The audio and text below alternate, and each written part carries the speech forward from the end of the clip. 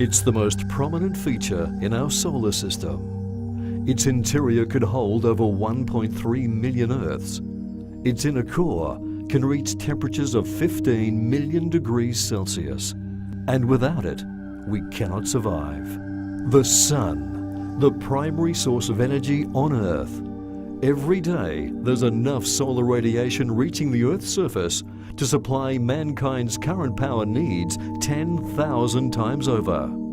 So why hasn't generating electricity from the Sun captured the interest of industry and the broader population? Putting aside the environmental necessity for a moment, solar power has always been seen as too expensive when compared with fossil fuels. The upfront cost of harnessing the Sun's energy has been too high, so the environmental necessity keeps being pushed to the rear.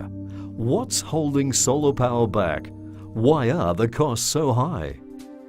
The two main limitations for widespread use of solar energy are the high structural cost per watt of traditional solar power systems and the available supply of refined silicon for the photovoltaic cells. High structural costs come about simply because any structure anchored to the Earth must be able to withstand high winds of at least 200 kilometers per hour. When silicon photovoltaic cells are used in the traditional flat plate system, the amount of very pure silicon required is prohibitive. Sunengy Proprietary Limited is an Australian company based in Sydney, and Sunengy's vision is to bring affordable solar power to the global market, especially to those in greatest need. This need to bring clean, viable and affordable power to our environment has been the driving force behind scientist and engineer Phil Connor's search for a breakthrough into low-cost solar power.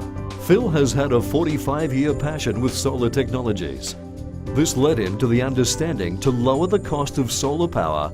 The two issues of structural cost and silicon usage must be addressed, and a viable solution had to be found.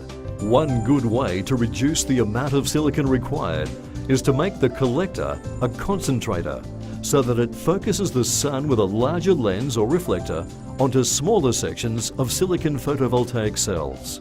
These PV cells can get very hot. To ensure they're not destroyed and continue to operate effectively, they must have a very efficient and reliable cooling system. With a concentrator, it's necessary to track the sun through the day. Therefore, a tracking structure is required to house the technology.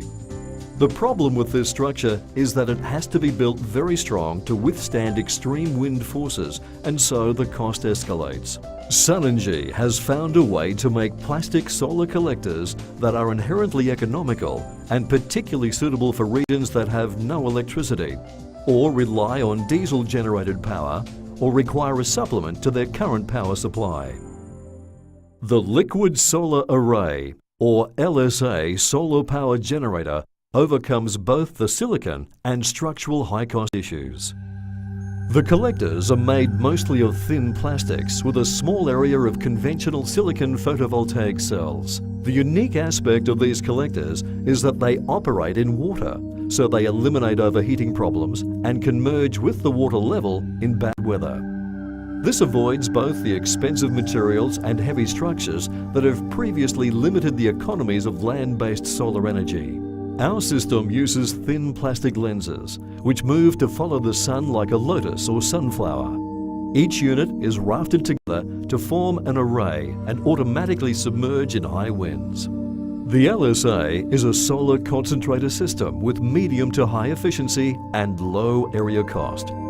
All technologies utilized in the LSA generator are well established. In fact, most of the key components are already in production for other purposes. The unique aspect of the LSA is its application in water, and this application has patent approvals and patents pending in 22 countries. What will it cost to produce solar electricity with the LSA? LSA has the capability of producing solar power at half the cost of conventional solar technology, well under $1 per watt or 5 cents per kilowatt hour in the longer term. It's important to note that there is not a one-solution-fits-all when it comes to solar. All solar technologies are necessary and should coexist to bring about a total solution. At latitudes of plus or minus 40 degrees, solar is not as viable, and other renewable energies such as wind become a much better option. There are two essential ingredients needed to allow LSA to operate efficiently. A minimum average of 2,000 hours of bright sunlight per year, as this solar intensity map shows. Regions coloured yellow through to red are suitable. These regions contain much of the world's population.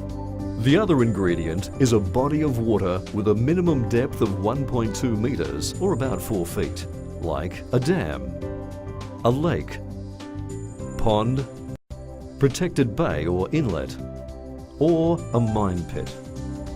A hydroelectric dam offers the perfect synergy for LSA with grid availability on site, and it gives the dam an asset, not just in the volume of water it contains, but in the surface area as well. Water quality is not a major factor. It can be fresh, salty, or slightly caustic. The open sea or flowing rivers, however, are not suitable. LSA development has moved from proof of concept through a series of prototypes and working models to now undergoing the final stage of modelling, predominantly in reinforced polypropylene. To capture real interest from industry and the broader community, renewable energy must become economically attractive, especially in developing economies, if they are to be globally effective. These emerging economies will soon dominate CO2 emissions on present trends. A moral imperative is not sufficient. Renewable energy cannot be imposed effectively through carbon taxes. We can't tell an Indian labourer that he and his family must remain trapped in poverty indefinitely, while prosperity in developed countries is based on cheap but polluting energy sources. Governments, industry, and the world community must put far greater resources into developing alternate clean energy technologies like the LSA if real progress is to be made in reducing greenhouse emissions. LSA technology has many advantages. The photovoltaic cells used are naturally cooled by convection of the water to give top silicon efficiency. The structure and concentrator lens can be made from very lightweight, low-cost plastics as they are protected from extreme weather forces. The technologies used are all off the shelf. There are minimal land and setup costs with dual use of water. LSA is modular and can be any scale from 1 kilowatt to gigawatts. LSA is not bound by any one solar technology and will leverage any improvements in PV cells. The use of small quantities of silicon means rapid deployment of large capacities is possible. Minimal mass is used, around 12 kilograms per square meter of collector. A 20-year lifespan should be achievable. LSA gives near constant output all day. Harnessing the sun's energy cost-effectively for a cleaner, safer environment. Sunengy, affordable solar power for the world.